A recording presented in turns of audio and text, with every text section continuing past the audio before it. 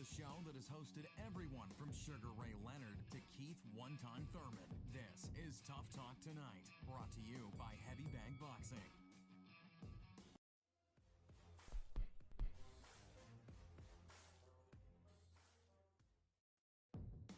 This is the show that has hosted everyone from Sugar Ray Leonard to Keith One-Time Thurman. This is Tough Talk Tonight, brought to you by Heavy Bag Boxing.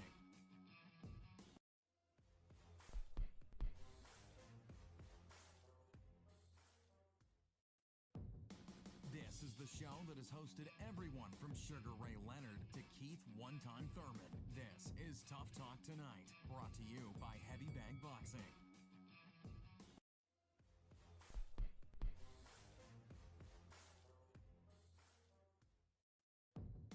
This is the show that has hosted everyone from Sugar Ray Leonard to Keith One-Time Thurman. This is Tough Talk Tonight, brought to you by Heavy Bag Boxing.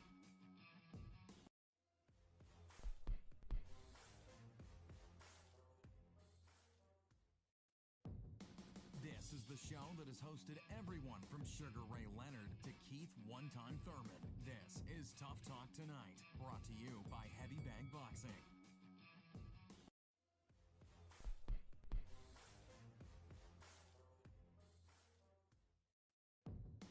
This is the show that has hosted everyone from Sugar Ray Leonard to Keith One-Time Thurman. This is Tough Talk Tonight, brought to you by Heavy Bag Boxing.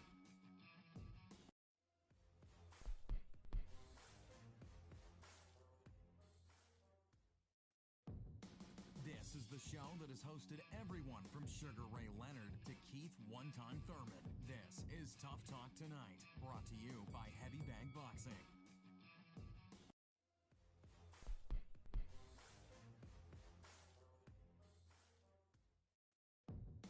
This is the show that has hosted everyone from Sugar Ray Leonard to Keith One-Time Thurman. This is Tough Talk Tonight, brought to you by Heavy Bag Boxing.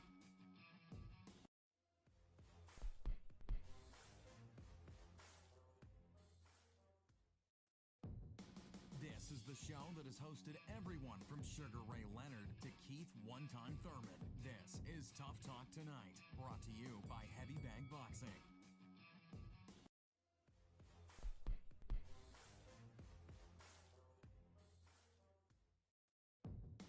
This is the show that has hosted everyone from Sugar Ray Leonard to Keith One-Time Thurman. This is Tough Talk Tonight, brought to you by Heavy Bag Boxing.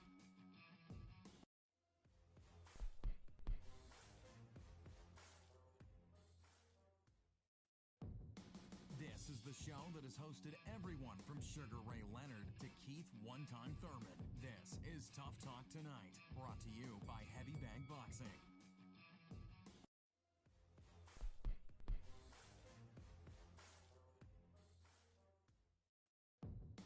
This is the show that has hosted everyone from Sugar Ray Leonard to Keith One-Time Thurman. This is Tough Talk Tonight, brought to you by Heavy Bag Boxing.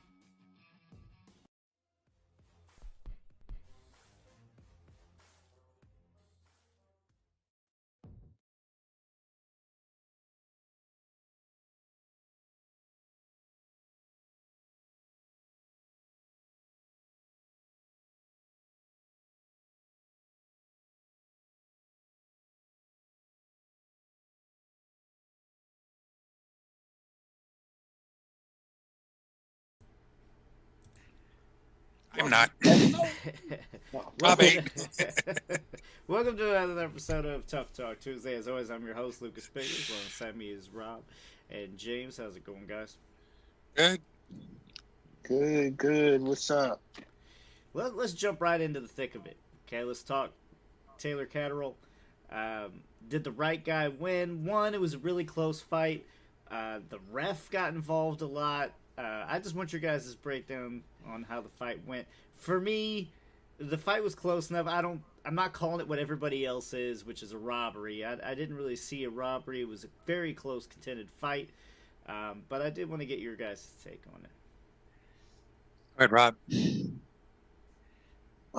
My issue with it is this, okay? I thought it was a close fight. I thought it really was. As I continue to say this, I look back into the Lomachenko fight against Teofimo Lopez. You cannot give away those early rounds like that and then expect to be able to come back and win it the whole time. With that being said, though, I mean, there is a certain expectation that you actually got to beat the champ pretty dominantly to be able to take his titles, especially for the unified world title. I think it was close, but I thought it really should have been called a draw, to be honest with you there. If not Cantrell winning that fight, I think it should be a draw because it can't be that close. And Taylor got hurt in the fight. He got hurt in the 8th round. And to me, that kind of evened it out to where I felt like if Cantrell didn't win this fight, it should have been a draw. That's my take on the decision part of it. I have my feelings about the other part of it a little bit later here. But the decision part, it really was a close fight. You could argue that he didn't come in and really beat the champ because he gave away rounds as well. But I thought it should have been a draw, is what I had. All right. Real cool. Now, yeah. James, I'm going to come to you with this comment straight from Andre Ward, who basically said as he was watching the fight that Catterall was coming with everything pretty generic, right? It was a simple offense, simple defense, and he was wondering why Josh Taylor couldn't get him out of there. One, do you agree with Andre Ward's assessment? Was it just general and common? And why wasn't he able to get him out of there? Well, it's hard to disagree with Andre Ward. He's such an intelligent, practitioner of the sport. Why? Because Catterall is tough. That guy is tough. He got off to a really, really good start, and then it seems like he took his foot off the gas there. He was reduced to, he went from throwing combinations effectively to one punching later in the fight. I think the fatigue set in a little bit too because the way Josh Taylor was working him, with all the tie-ups and all the dirty work and all, it took its toll on Catterall. He had a great 8th round. Kind of fought his way back into it. But to answer your question, it's just really, really hard to overcome what Josh Taylor's doing is that kind of that blitz style where he's pouring it on and tying up, pouring it on, tying up. And it was, I got to say, it's one of the sloppiest fights I've ever seen. There's been a lot of commentary about the referee as well. That particular ref, it's kind of one of those hands-on refs. He's very active as opposed to other guys who somehow managed to not intervene as much. But I want to say that a lot of it was necessary because the tie-ups and the hitting behind the head and all the extracurriculars here it was just off the charts. I was thinking someone's going to get disqualified here. I was thinking they were going to disqualify Josh Taylor. I thought he would bow down to doing something stupid, and he did, in fact, and got charged a point at the end of the, I want to say 11th, if I remember correctly. Yeah, did you agree with that little love tap, that little shot? Yes and no. Bell rings, hands off. It wasn't hard, but it wasn't soft either, and there was no reason for it. So, therefore, you lose a point. So it's hard. It was a hard fight to watch. It really was. At times I was like, Jesus Christ, I can't believe what's going on here. And it was just so sloppy. And I think that this was not a really, really good account of Josh Taylor. Should have done a lot better. Good competition, but he should have done a lot better. He should have been a little bit more professional, I want to say.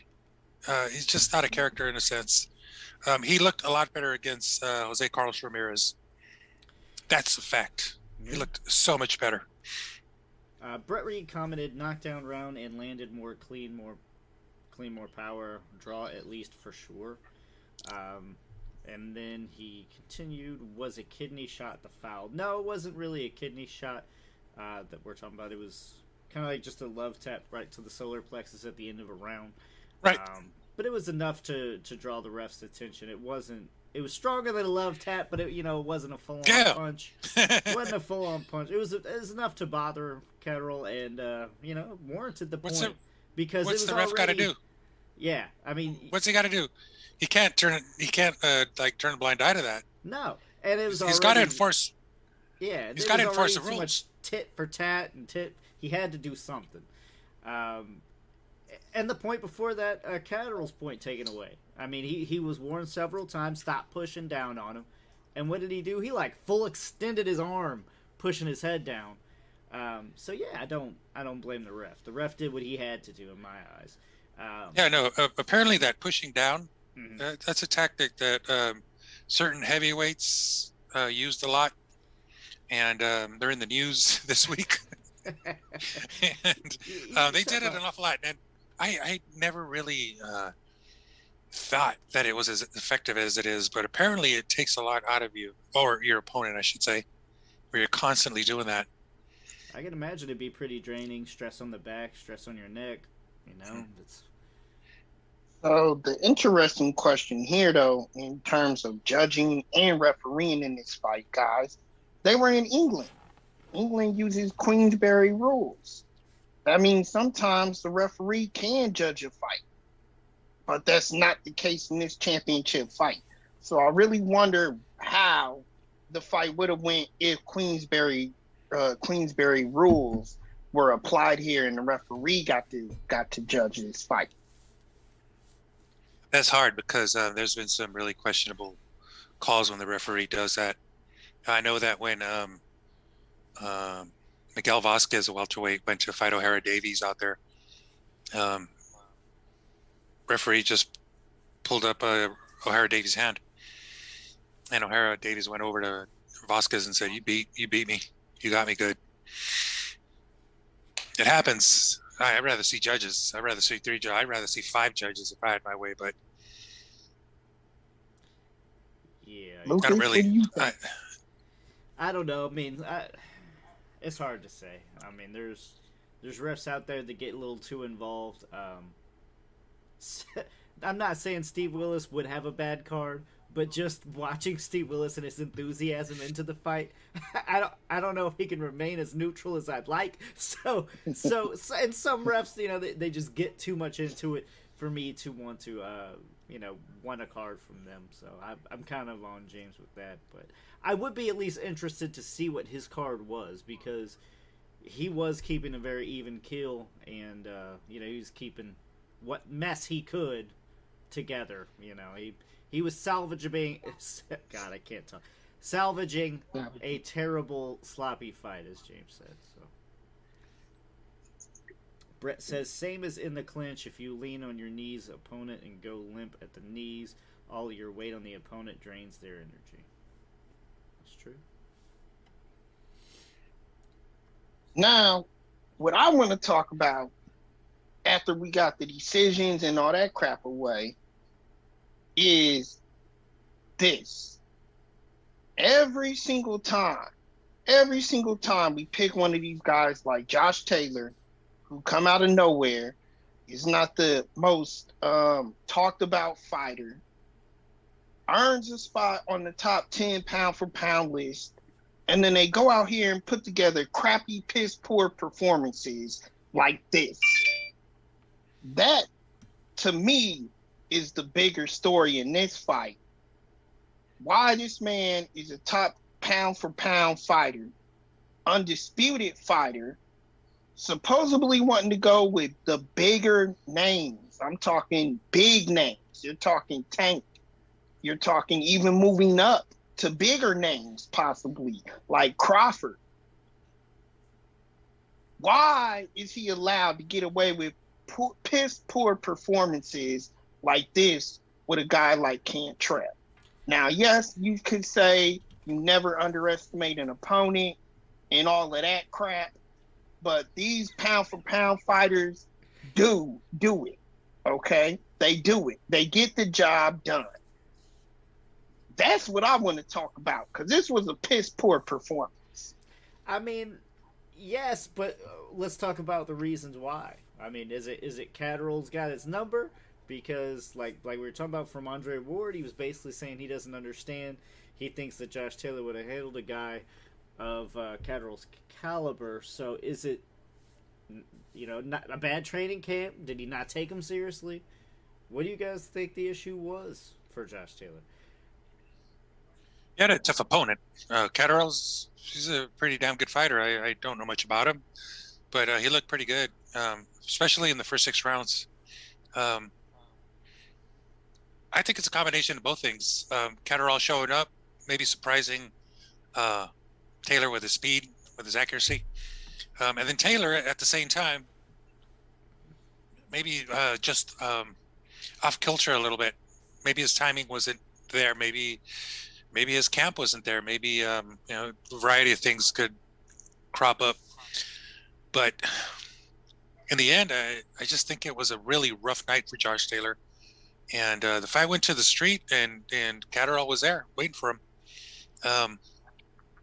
It's a tough outing for Josh Taylor. But as far as top 10 and all that, he is undisputed, and he did beat a champion, or good.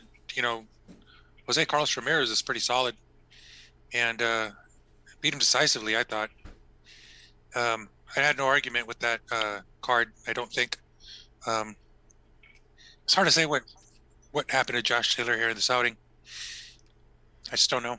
Yeah, I mean, especially early on, Catterall fought behind his jab really well, controlled the distance, seemed to frustrate Josh Taylor, but it wasn't enough for me.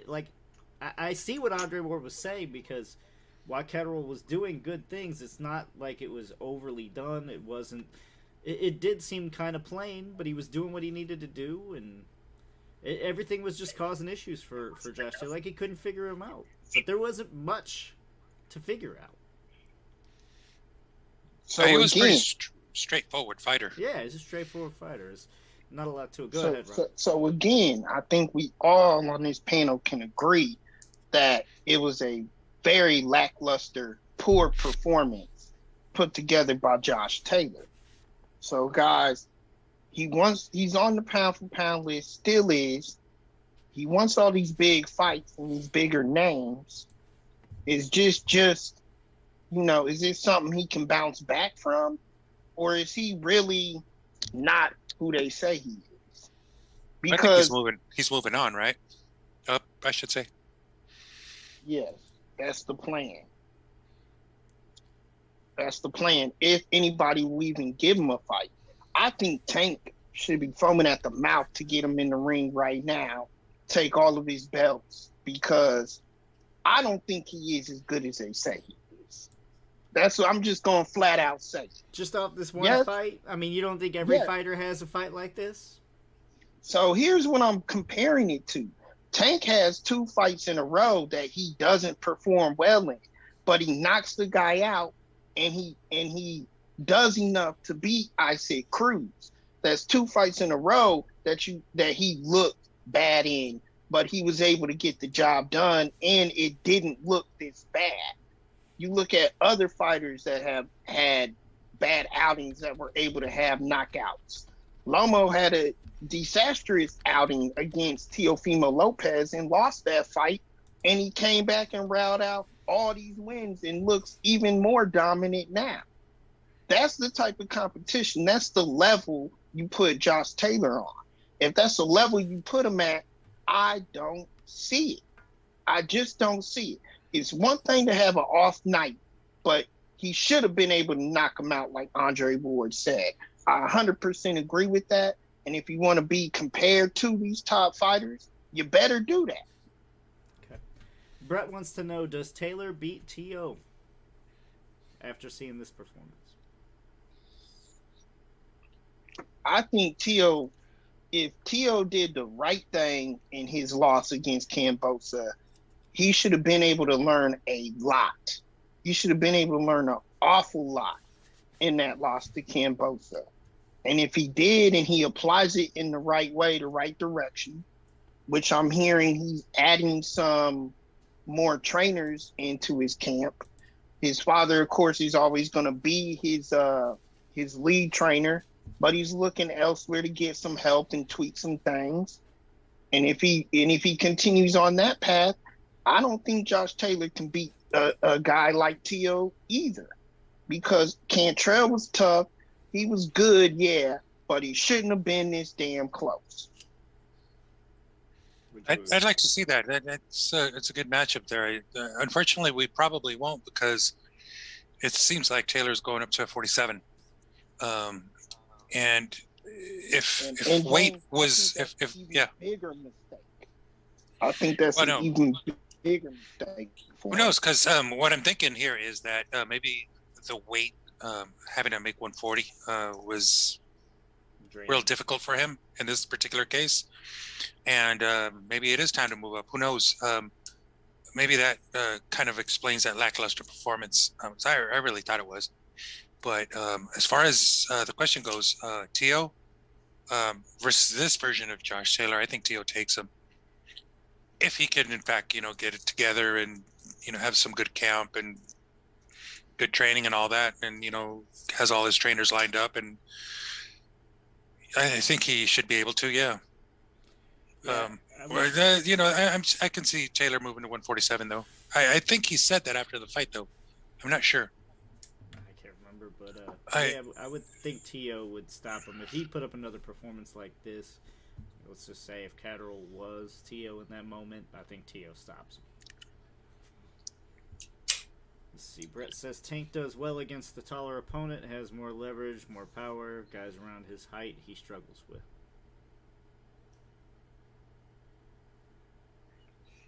Yeah, unfortunately, I don't think we'll see Tank and Taylor anytime soon. Nah. Especially if Taylor is having so much issues. If he stays at 140, I'd love to see him fight Jose Chon Cepeda. That's a top-ranked guy as well. It would be nice. Let's switch gears to some of the other fights for this weekend. There was other stuff. Let's go to the Victor Postol versus Gary Antoine Russell.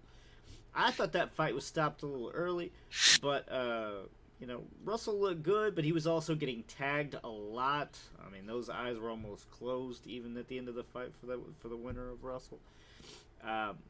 Did you guys agree with the stoppage? And were you impressed with Gary Russell? I was somewhat impressed with him. He's a damn good fighter. He's great to watch. He's an action-packed fighter. Brings it. He's got the pedigree. Postal, a little slow. I think he's about 40 years old now. Just not the spring chicken he once was. I think his power is pretty decent. His hand speed is, I think, diminished a bit. I just like the Russells in general, just to watch. They're just great fighters. As far as the stoppage, I don't really get it. I can't say I understood it. I was hoping he'd make it to the end, and he was damn near ready to cross the finish line. He did take a few good wallops at the end of the fight, though. So it's one of those moments where makes you think about Richard still stopping the Taylor Chavez fight. It's like, 4 seconds left. Come on, man. Well, in this one, there's a little bit more left, but I could see reason for it. Yeah, why he was, he was behind. I didn't really see Postol going to be able to come out ahead, but at the same time, I really didn't see enough him in danger to warrant a stoppage at all. Not at all. No, he was good on his feet. He was, he was taking some punishment, but yeah, he was dishing it out as well. His gloves were up.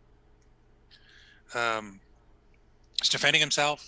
He was doing everything he had to do. So who knows, man? This referees say no. Sometimes they do it at the wrong moment with the good intentions, the best of intentions. Sure. They just, I think in this case he blew it. There's one thing about Postol, though. He is Ukrainian, and I'm sure that, as far as I know, his family's still in the country, in the Ukraine, and so that's got to weigh heavily on him. I can't imagine, though. I guess it's a wife and kids. I think they were in Western Ukraine, so probably maybe a bit safer, depending on what's going on. Everything changes every day there. But, you know, to have to be far from home, you know, with all that going on, that's got to be weighing on him a little bit too.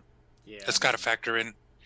I'd be half tempted to cancel the fight, you know. So he's gets all credit in the world just for even still going on with it. I can't imagine all that. Well, he still has to feed his family, and that's the thing that was most concerning for Postal, because of the stoppage. He wanted the right to actually, if he wanted to really go out on his shield, and he wasn't allowed to do that. Because it was a bad stoppage. I think Postal had a lot of fight left in him. I don't think he was going to win the fight by any means at all, because he was fighting a more talented, younger fighter. And Postal is up there in age. He's got his family to think about. They're in harm's way, you know. So this really was a bad fight for Postal. But the man still has to feed his family, and that's what he was out there to do. So I think it was just a dishonor for them to take that stoppage away from him and allow him at least the opportunity to go out on his shield, or at least last the 12 rounds in that fight. If I remember correctly, this was stopped in the 12th, or was it the 11th? I wanted to say the 11th. I think it was the 11th. Yeah. That's rough. That's a rough call, man. I think it's kind of fucked up, but I kind of see it both ways. Like I said, I mean, I don't really think Postal was in any danger, but I also don't think he could have eked out the win either. I think he was too far behind. So, regardless, you know, the same outcome would have happened. It's just, you know, you got to give Postal a chance. That's all. All right. I recall him beating one of the Argentine fighters. He's a retired fighter who had a problem with his eye, but it was this guy's name. I could easily look it up. His name just escapes me at the moment. He had some pretty stellar fights, and Postal stopped him with a shot to the. I guess he got him in the right eye, maybe cracked the orbital bone or something. I think that was late, and that's kind of the thing you expect or hope could happen if he comes out for the 12th. You know, so he's got that fighting chance. Yeah. In this case, it's just erased because, you know, the referee says enough, but, you know, they're in a sense robbing us of these possibilities. Mm-hmm. There's some possibilities there. It's a shame. It really is. Hopefully, you know, we get this corrected, but I don't know. With stuff like that, like you said, it's always, you know, double-edged sword. So either, you know, you're costing everybody a chance, or you're saving the man's life potentially. So let's talk a little bit about the Colbert Garcia fight, even though I don't think either of you want to. What happened to Colbert? I think his timing was way off from the get. Never really quite got it down. He had a really, really good, tough opponent. But it just seemed like some of his punches, there was nothing on him. He seemed like he was bringing his hand out, but no real intention there. I didn't like it from the get. It was just like, it looked sharp, it looked good, looked fast and everything, but I don't know, maybe his camp was just really crappy. Yeah, I don't know. It's not the Colbert that I know. Yeah, it's not what we're used to seeing at all. Rob? These are under 130, aren't they? Who cares? Oh, man. Garcia was a good fighter, and he proved that he was a good fighter. I agree, though, with James. Colbert looked a little off. I think it was more so the style clash. I thought he was a little frustrated, and he couldn't figure out Garcia, and that's what pretty much happened there. And is hard to do when you have these last minute replacements. We've been talking about this for 2 years now. COVID changes this a lot. It changed the Pacquiao situation when Pacquiao had to go from the biggest fight of his now career at this time to a Ugas, and Ugas took advantage of it. So it's the last minute replacement and everything going on with this COVID stuff. I think got to him. He got frustrated. He didn't study his opponent. It looked as if he didn't study his opponent that well. And again, one of the major reasons why I do not like the lower class weights is because there's no pop behind the punch. And that's one of the issues in this fight. There was really no pop there. There was nothing harming anybody in that fight. It's unappealing to me. Well, at 130, this guy's a contender. There's a lot of good choices for him to go at 130. There's just a lot of good fighters there, and he's proven he's at that level. He's a very, very disciplined fighter.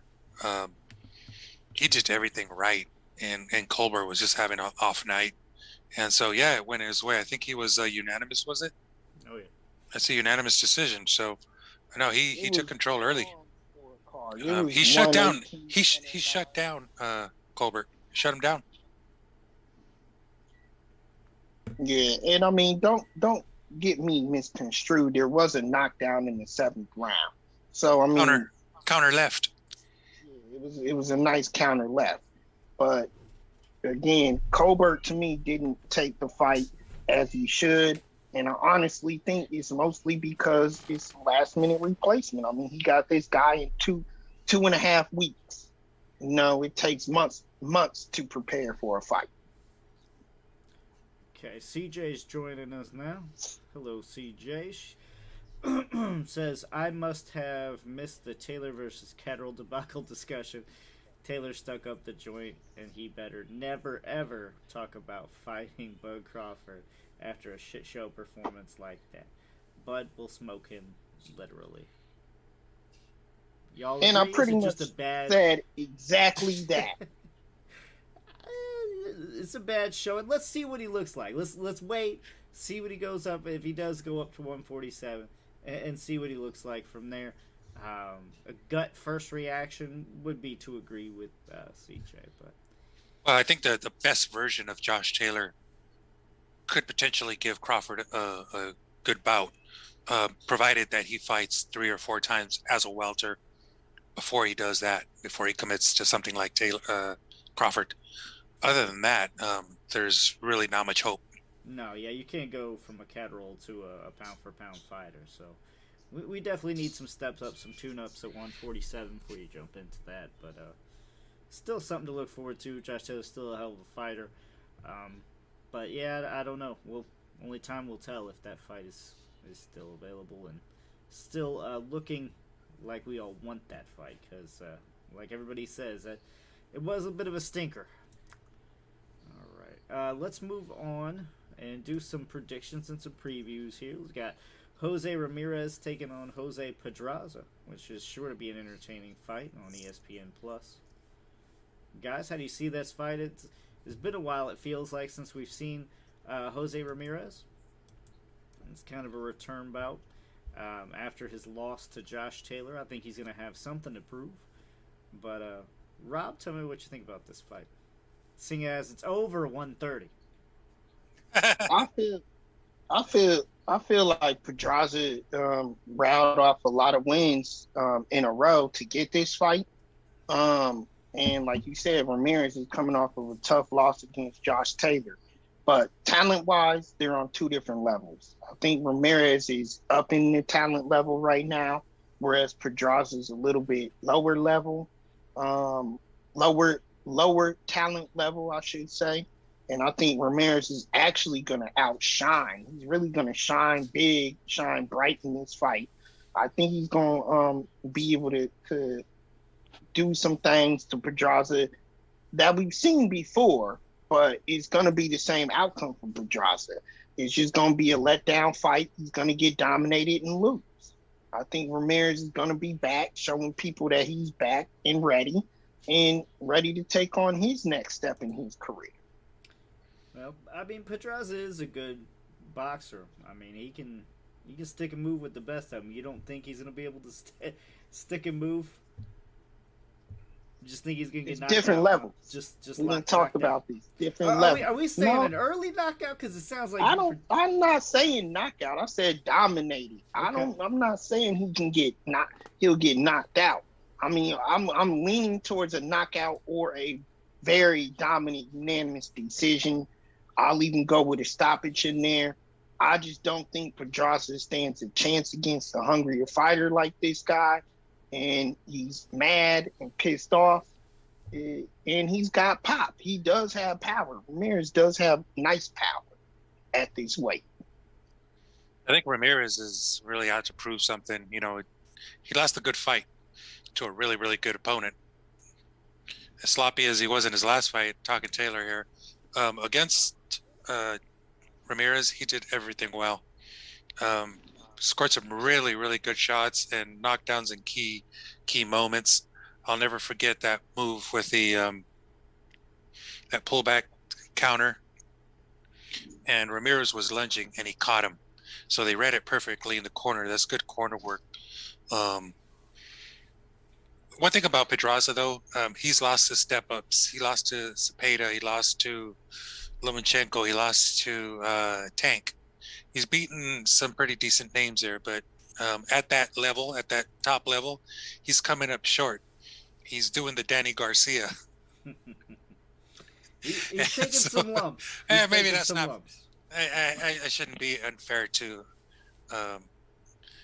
Garcia. So, and I know he's watching. But yeah, he has. He's a good fighter, and I think it's a good comebacker for Ramirez. It's a good comebacker. I think he'll do well. And this is typical textbook top rank matchmaking. They do it well. They'll give him some good competition. Not too good. Good. Not the best out there, but good. The fight's gonna sell. It's a good undercard, good program all around. But textbook top rank. It's interesting the way they work. Yeah. Now this fight is gonna be. Oh, go ahead, Lucas. I'm sorry. I was just keep that in mind there, because I was just gonna say Pedraza's, like you said, when he steps up he loses, but I mean those are some pretty big step ups. And we're talking about losses to Cepeda, Lomachenko, and Tank. So are losing to those guys that bad? Well, not really. Rob, go ahead. What you were gonna say? No, I'm just saying. This fight, guys, is on March 4th, which is Friday, actually. Now it will be ESPN Plus, but this is reminiscent of those Friday night fight cards. I'll take this Friday. Fight card right. That's perfect. This fight card right here. So I'm hoping that they kind of take this and run with it, because I'm with James. I think it will get on a Friday night like this. It'll get a lot of views, a lot of hits, and this is the quality of Friday night fights, really. It's just smart too. I mean, why would you compete with the next fight that we're going to put our preview and prediction on, the Roman Gonzalez versus Julio Cesar Martinez? I mean, that's another amazing fight. Why would you even try to compete when you don't have to? You just put on a Friday. Now there's no competition, right? Perfect. I wish more promotions would see that. Go ahead, Rob or James. Top rank, man. They do it well. They know what they're doing. They're good business people. They're pretty sharp. The card looks good. There is Joet Gonzalez, who's fought Stevenson, Shakur Stevenson, Gabriel Flores, who's coming back after a really horrible night. He got stopped in his last fight, and he had so much promise there. Hector Tanahara is on there. Carlos Balderas, ex-Olympian. So it looks good. It looks like a very, very packed card for Top Rank. And they're fighting on home turf there, so Central California for Carlos Ramirez. That's kind of his backyard. I guess this fight is taking place in Fresno, so that's kind of like the heart of Central California in a sense. Yeah, both these fights are going to be in California. One Fresno, one San Diego.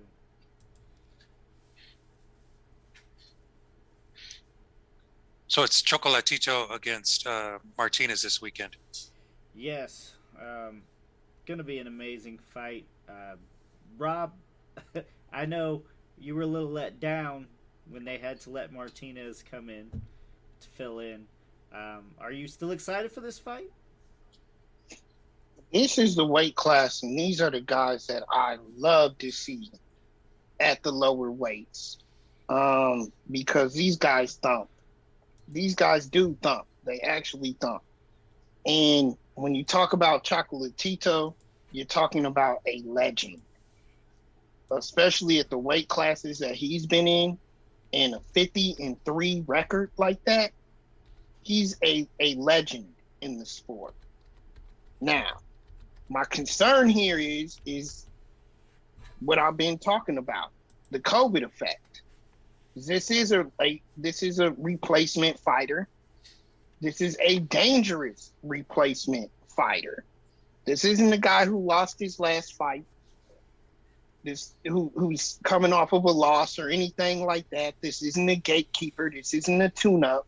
This is a hungry fighter coming off of the biggest win of his career and looking for blood. So when you prepare for a war like Estrada, you already know what you're getting into because you fought the man twice already. You fought the man multiple times already. He's never fought Julio Cesar Martinez. This guy's a younger fighter and a more hungry fighter. He's a live dog in this fight. Chocolatito is getting up there in age. The Estrada was such a big fight for him. It probably was a letdown when it did get postponed or canceled. I'm really looking forward to this because all those things put together, you know what he's going to bring him and what Martinez is going to bring. They're going to clash. They're going to go at it. They're going to fight. Throw the game plans out the window. Okay, after the first couple of rounds, because they're going to bang. It's going to be a great fight. I don't want to say this. I don't want to be wrong either, guys. I think Chocolatito loses this fight. Damn. Wow. I think he loses this fight. I'm surprisingly kind of leaning towards Rob. I don't know. I think Chocolatito's seen better days, that's for sure. And Julio Cesar Martinez is just... He's like the juggernaut, man. This dude just keeps on coming. And it's a lot to stop. With that being said, I don't know. He'd be stopped in the later rounds, that would be for sure, if he's able to stop him at all. Rob, did you even give your full prediction for Ramirez? Did we? Any of us, actually? Yeah, I said Ramirez was going to knock him out or win by unanimous decision. Okay. I'll go with a stoppage, late stoppage for Ramirez. That's what I was going to say. Championship round stoppage for Ramirez as well. But yeah, I don't know why I just see Julio Cesar Martinez stopping him middle to late. I think Chocolatito's just seen better days, and I think it's about time that a new guy steps up, and unfortunately, we might not even get to see that Estrada rematch. Well, there's a good possibility, and first of all, it's a shame that we're not seeing Gallo Estrada. That's something I really want. I just love to see the guy fight. But thinking about the fight with Sorong Visay, so Chocolatito Sorong Visay, I recall seeing Chocolatito lying flat on his back, looking straight up at the stars. OWT out. He was out. And Sorung Vasai is a hell of a puncher. And hitting Sorung Vasai is like hitting a tree trunk. So I'm wondering if Martinez can bring that with him and punch the way Sorung Vasai did and see what Chocolatito's got. I honestly don't think he can. I think we're seeing a really, really resurgent Chocolatito, and I would say I'll go with Chocolatito here. Probably, obviously by decision. This could be a split decision.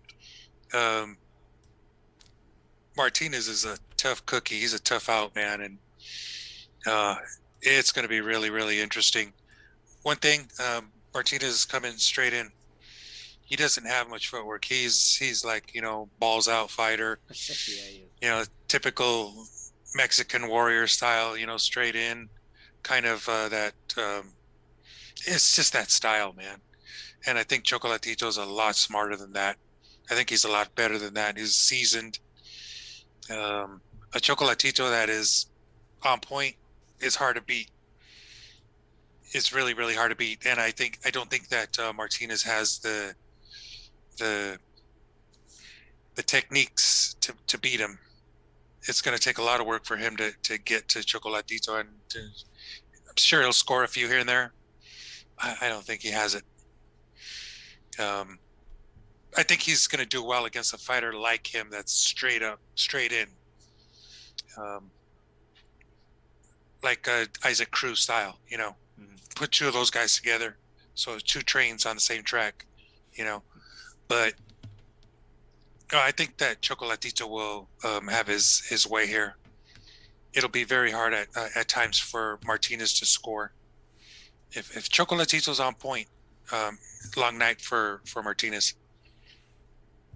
That's for sure. Just a matter of how Chocolatito shows up. All right, Rob, do we have rapid fire tonight? Do have some rapid fire. There's some pretty interesting topics, so I definitely wish we had more of a panel to go over them. But if you want, I can go over them or I can save them. There is one rapid fire that I do have that I'd like to go over, though. Sure. All right. So for our fans out here or new fans that are listening, rapid fire is I pretty much throw anything up in the air, and then I just get a quick response from the panel. So if you have your opinion on these particular questions or topics, definitely feel free to shoot them out there, and we'll read them live on air. All right, so for one, this one that I have right here is kind of a fun thing I put together. But there really isn't any official signing for Canelo right now, okay? But he's a free agent, so he's getting multiple offers from people, and it appears to be 2, maybe even 3 fight deals. So I want you guys to put on your promoter's hat. And if you were one of these promoters out here, PBC, Top Rank, DAZN, which is Eddie Hearn and them, if you put on your promoter hat, which 2 fighters makes the most sense that you would offer him, and for how much?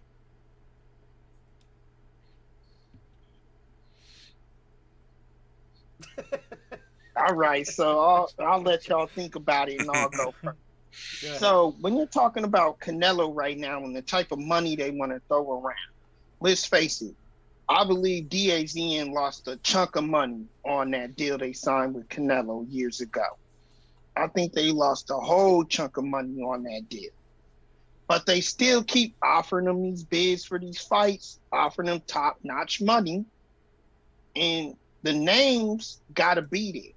Okay, the names have to be there.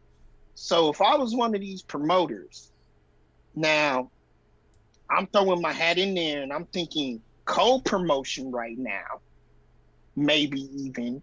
But the two biggest names that you could get him to fight that will get the maximum amount, meaning you won't lose money off of these fights, it's got to be the trilogy with Triple G.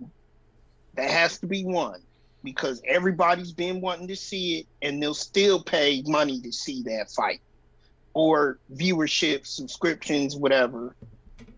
The second one, though, and this is where the co-promotion comes into play, is Charlo. Because that's another big name that's out there that people will pay to see. I honestly think that's two of the biggest names that you'll be able to draw a huge crowd and a huge viewership or subscriptions if he fights those two fights. And I would offer him the standard going rate for Canelo right now, honestly, because of some of the deals DAZN threw at him before. I might even want to ask him to take a pay cut in one of them, but I would offer him the 80 to 85 million for those two fights. Oh, I'm still surprised that Bivol's even in the running. I'm happy that he is, but in a promotion aspect, I don't really see a lot of money in the Bivol fight. Now, I want to see that fight because I think it is his biggest challenge, to be honest with you. I mean, right now going into it, that would be Canelo's biggest challenge.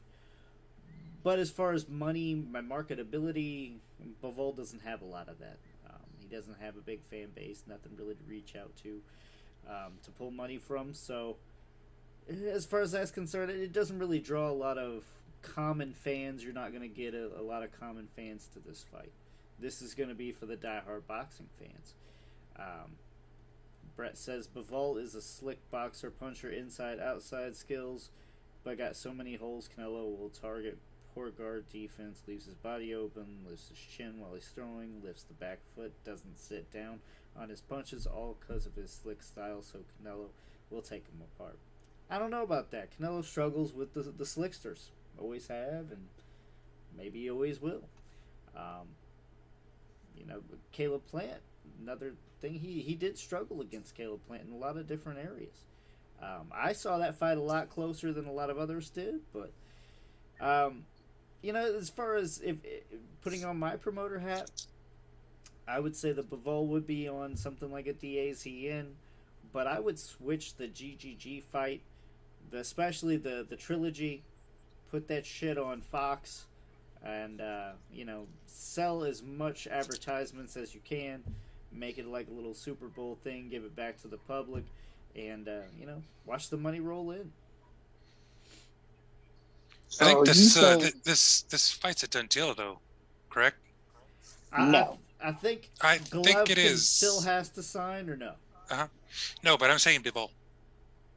No. Both fights count. It's contingent. Yes. So Golovkin has to sign for Bivol to even get a fight.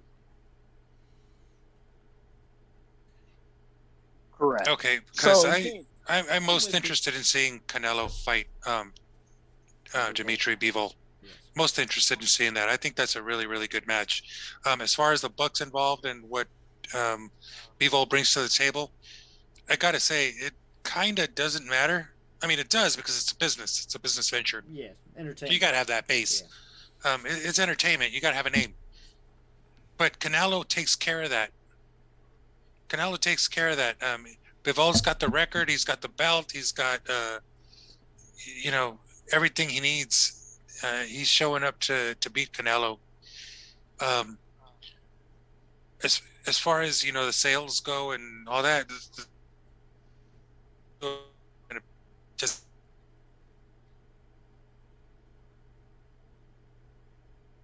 I think you froze on us, James. Okay. So while we have a chance here, I'll jump in. But CJ Hooker had a few comments. So CJ says Triple G is closing in on 40, so that's a tough one. Charlo, I can get with that. Maybe Boo Boo Andre. But Canelo is closing in on 40. So that's a tough one. Charlo, I can get with that. Maybe Boo Boo Andre. But Canelo is closing in on 40. So that's a tough one. Charlo, I can get with that. Maybe Boo Boo Andre. As far as Andre goes, oh, here you go, James. Yeah. Back now. We lost you for a minute. Yeah. As far as Demetrius Andre goes, I would love to see that fight just so I could see Canelo shut him up, maybe. But that also is a big style clash for Canelo. My issue with the Bivol fight is this. He's not a household name. So the only fans you're going to get in attendance there are Canelo fans. The kid is 19-0. So he is 19-0. He has 11 wins by knockout. So the other interesting thing in that fight is that it is a huge style clash. Bivol fights very technical style. Very, very technical. And you almost going to see instances with Canelo either being frustrated heavily or kind of like what happened with Lara. Although Bivol is the heavier fighter, he shouldn't be the one backing up. So as far as what we want to see, that would be a good matchup. But promotional wise, I don't necessarily think that would work. And neither one of you answered any money out here. Neither one of you threw out how much money you offering for these fights. Well, I gotta say, this fight, Canelo Bivol, it's a done deal. Is it? It's a done deal, and it's a DAZN fight. It's a DAZN fight.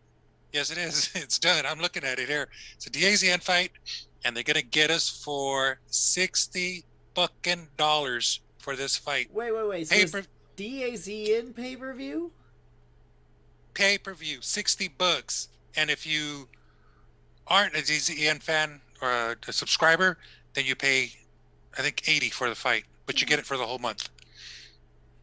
So James is throwing that out. Okay, it's coming and going. They got us coming and going. They got us coming and going. Not officially announced this fight. ESPN has not announced any fight for Canelo as of yet. Everything's still not ESPN, DAZN. ESPN is the official sports outlet. You don't remember, James. He doesn't respond to anything unless ESPN has said, "Oh, it's actually a go." Okay, this one's cast in stone, and it is May 7, so Cinco de Mayo weekend. And yeah, there it is. Huh. I could go with allegedly. I could have sworn WBA on Golovkin signing, but no. Golovkin, man, it's hard to say what he's going to do. He's got to fight Murata in Japan, right? On his. I think that fight was canceled for. I think it was because there was a COVID outbreak, right? That was canceled December 31st last year. I'm not even sure. And it's not rescheduled or maybe not. Who knows? Right, but my apologies to you. I don't apologize. It's all good. ESPN says Canelo Alvarez Bivol finalized bout for May 7th. Also, that Gennady Golovkin does finally agrees to the September fight. So Lucas was contingent on that. Apparently, we do have a done deal. This was reported 4 days ago. Okay. We do have it done. I'm super excited about Bivol. Now, you asked me a few years ago, I'd have been super excited about Golovkin. Now, I'm not so sure I even want to see the Golovkin fight. We've watched Canelo improve. We watched Canelo, just hone his skills, whereas we've seen Golovkin in the last few years decline. Oh, nothing. Yes, definitely not improve. If anything, he's doing worse. And, I don't really want to see Golovkin go out that way with a stoppage or a knockout. He's been so dominant throughout his, career. And to see him go out like that would be bad, but I believe that's how we're going to see it. I think Golovkin's going to get hurt. That's a bad fight right now for him. Well, he's got to fight. He's got to fight in between now and September. Yeah, at least one, maybe two. Should be two, but should be. Triple G does. He has to fight Maierta. and win that fight. According to what I understand, he has to fight and him and win. Otherwise, I think there's a contingency plan on that too. Well, yeah, So nobody Triple wants G to may see. not be. Yeah, nobody wants to see Golovkin, especially if he just lost to Murata. Nobody's going to want to see that, you know. So it's understandable, but. I just want to get your guys' take. So my rapid fire, but I am pretty sure that it is $60 to watch this shit. I'm not. Even if you're a subscriber. I can't believe that. That is what I'm hearing from a very, very, very well-versed boxing pundit, and everything that's worth watching is now pay-per-view. They got us coming and going. They got us over a fucking barrel. Honestly, I'm being completely honest. If that is true, I'm canceling DAZN. I will cancel it. Because after you watch the fight, of course. No. After you watch the fight. No. I will cancel it off merit because you told us and you marketed us because you got Canelo on all these fights, right? You got him on 11 fights for like $357 million. You said it's the end of pay-per-view. I mean, we're technically still paying. You know, you got us on a subscription, right? So, $120 a month. I'm sorry, $120 a year, which is basically the price of 2 pay-per-views anyway, right? Which is about what Canelo fights anyway. So in my mind, I've already paid for the pay-per-views. I am not going to pay you a subscription fee on top of a pay-per-view fee. That's not going to happen. I'm not going to do that for ESPN Plus. I'm not going to do that for anybody. I'm not going to do it for Showtime either. Unless that fight is very marketable and very, like, over the top. This Bivol does not warrant that. Yes, it's a great fight on paper, but the marketability for that, nobody knows who Bivol is unless they're a hardcore boxing fan. Are you two gonna pay for that? Yeah. Yeah. I like how you didn't look up, Rob, and James was shaking his head no. Yeah, I'm gonna pay, because how else we gonna watch our boxing? I'll work my way around that. Yeah, there's ways. I will certainly work my way around it. No, I am not paying. I pay monthly. No, sorry, I said that wrong. I pay once annual. I pay $100 a year.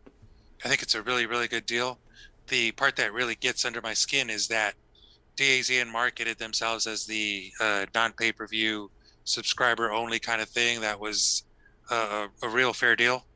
I thought it was really, really good value, but now it seems like they've forgotten what they sold us on, and not good. I'm not good with it.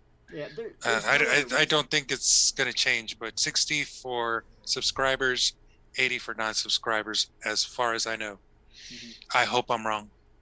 I hope so too, because I think this could be the down DAZN. I mean, bring them down. My rapid fire was about putting on your promotional hat.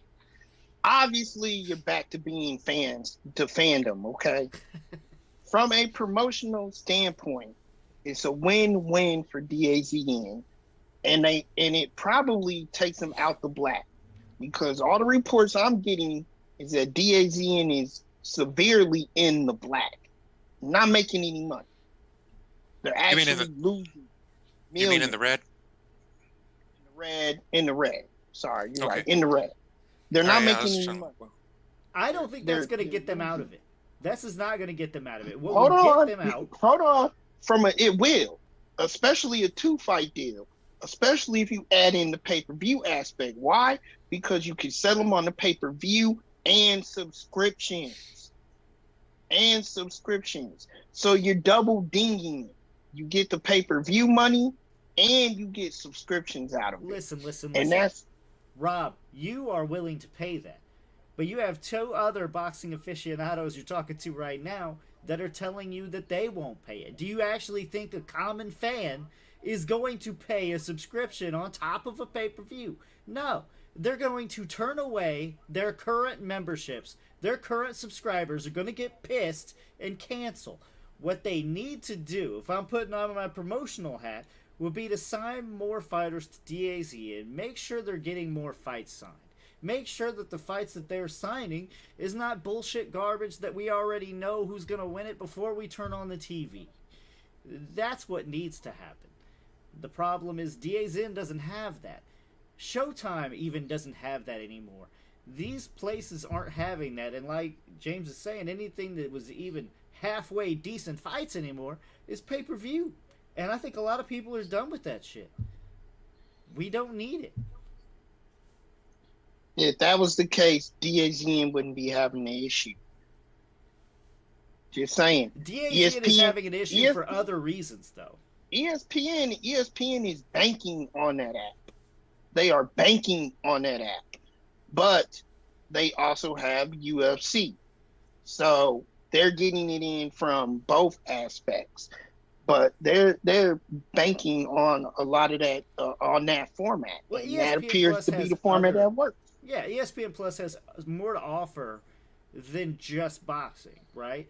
So there's behind the scenes, there's different documentaries. They do, but it's shitty. MLB. they do not have the level of content that ESPN has. Let's be honest. They try. They have like poker and MLB, but it's nowhere near what ESPN has, and it does not bring any other value to me other than boxing. ESPN I can watch all day, every day, but DAZN, I'm going to turn it on for the fight, and I'm going to turn it off after because you ain't got shit else for me.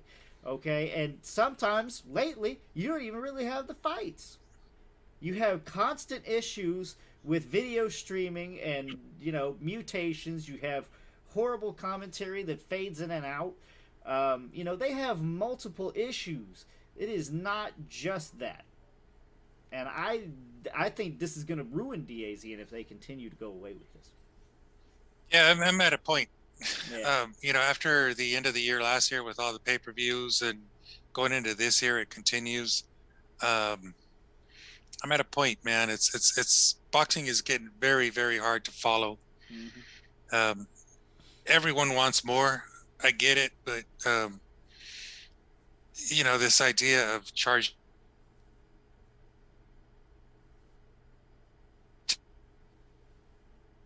We lost you again.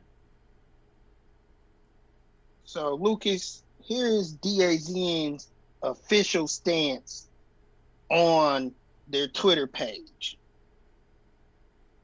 The original settlement around pay-per-view as a default, being a broken model in boxing is something we stand by.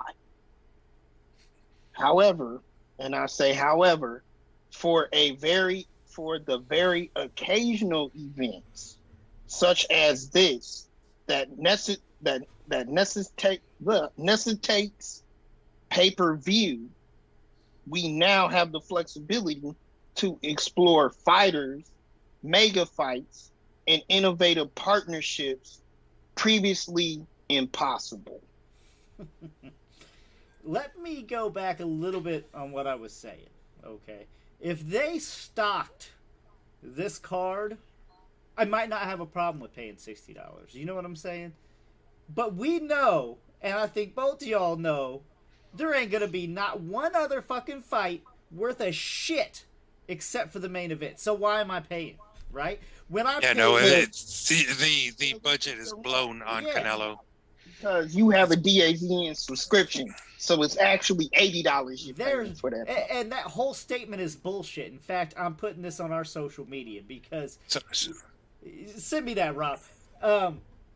But you take this, so you're saying that Golovkin, wasn't it Golovkin 2 on DAZN? Canelo Golovkin 2, right? I think it was. So you're telling me that wasn't pay-per-view worthy, but now Bivol? Like, no. Clearly, right, Golovkin's worth more money on paper, right? Yeah. So you're just saying something to try to sell a pay-per-view now. You're just going back on your word. Rob, if you're able to look it up, the idea is that I'm almost 100% that it was $60 for current subscribers, $80 if you're not a subscriber. So $60. Yeah. But you pay $20 a month for it. So you already got. I pay $100 a year, which is a good deal. I'm okay with yeah, it. but I'm okay. So you got the discount. Yeah, but you know what? You just read that paragraph about that statement that they put out, and it really reminds me of Ray Liotta and Goodfellas playing Henry Hill. Fuck you, pay me. Yeah, yeah, and that's. He said it over and over. That's the way I feel. That's the way it works. It feels like they're opening my wallet and just being like, hey, here's an idea. Here's an idea. Okay, so let's say Canelo beats Bivol, and is facing Golovkin in September. So like the September 16th kind of weekend, which is big. Guarantee you, pay-per-view. That's pay-per-view worthy. I guarantee it. It's going to be your subscription plus pay-per-view all over again. It's going to happen. That's the new norm here. Oh man. That's the shift. That's what we're looking at. Pay me. What they're saying in that statement, if you read between the lines, is that we can't get these fighters over here unless we pay them. We can't afford to pay them unless we offer it for pay-per-view. Let's all come to the realization of what actually happened here, okay? They blew their load on Canelo. Why in the hell would you pay that much money for 11 fights? It just doesn't make sense, okay? Now, to their credit, Canelo didn't deliver. Canelo really didn't deliver. I was going to say, did he deliver? Because that deal was actually their undoing before they really even got off the ground. Yeah, now, but Golovkin also got a chunk of change. Yeah. He's got a huge contract as well. I think they're starting to realize why HBO finally said to hell with it.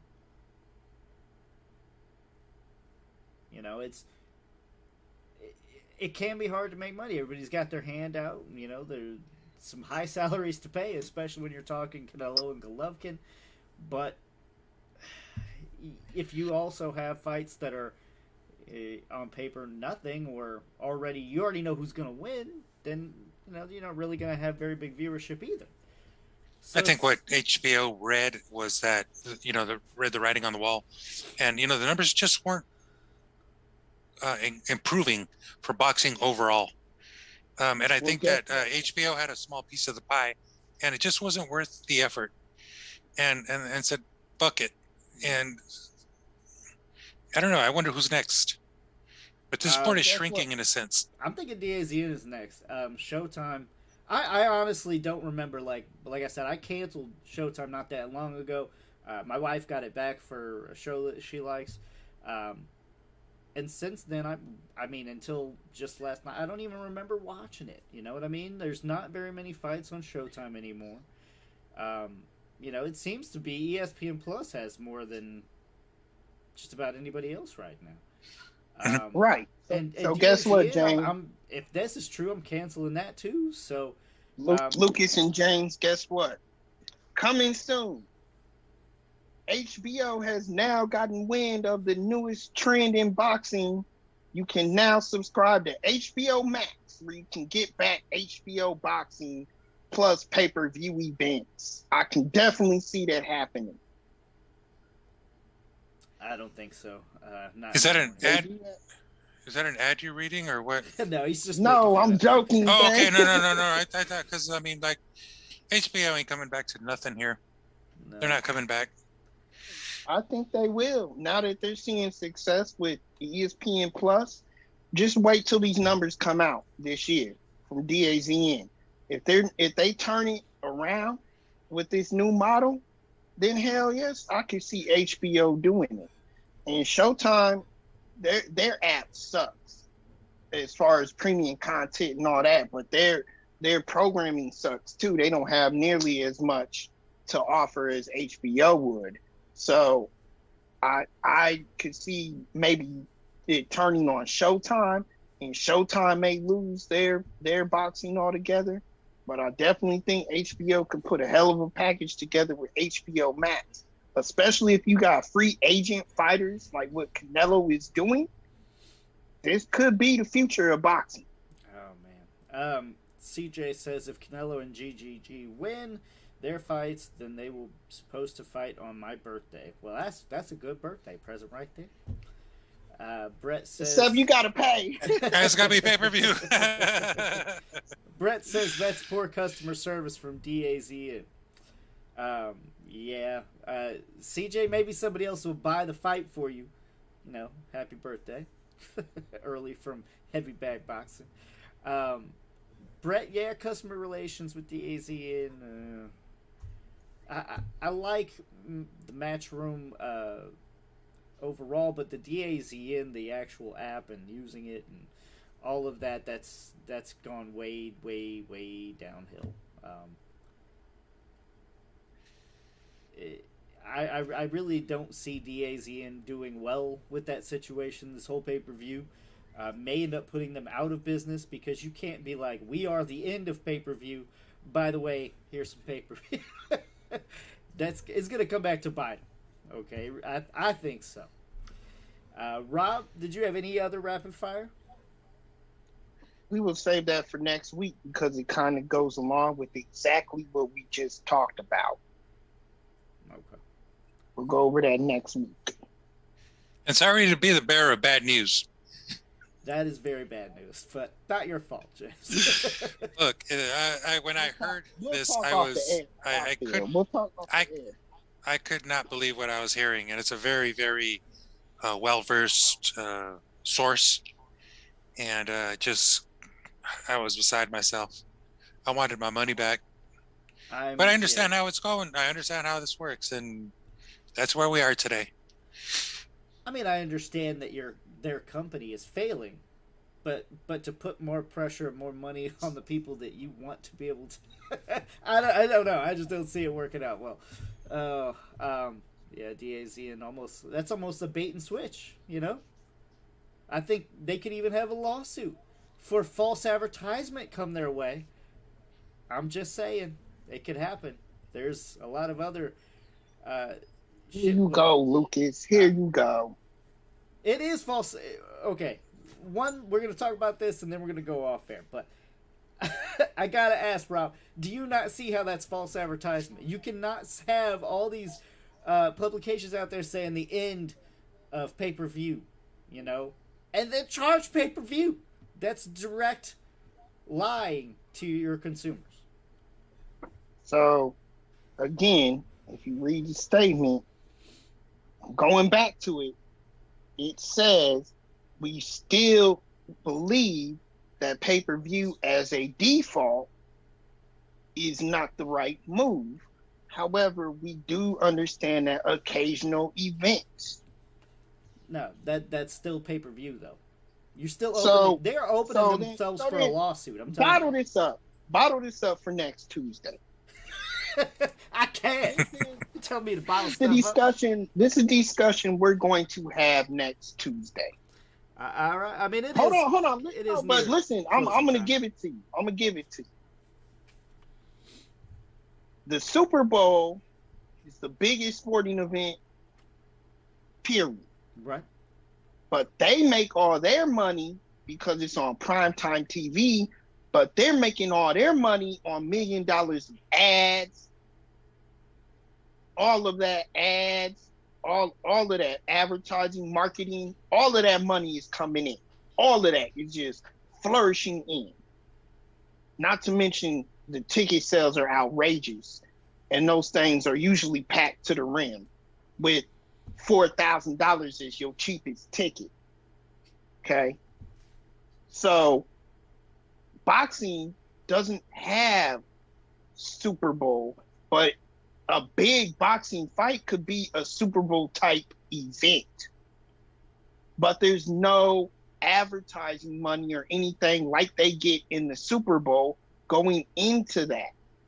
Sure there can be. My discussion for y'all is, if that's the case, how do these promoters and these networks make money off these fights if they don't charge you a pay-per-view charge?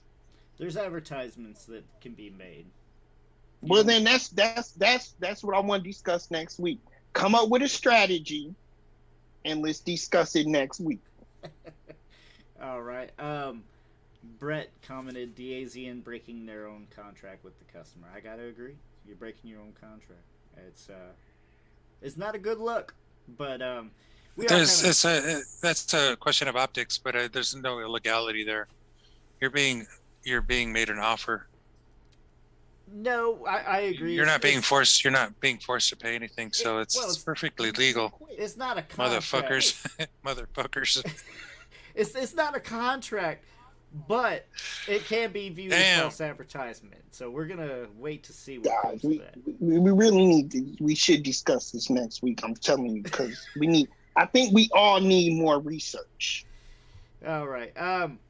Been a great show. We are a little bit over than what we normally like to go, so I'll go ahead and end the show here. I want to thank you all for tuning in. Don't forget to check us out, all of our social media at Heavy Bag Boxing, and we will see you again next Tuesday, 9 p.m. Eastern, 6 p.m. Pacific.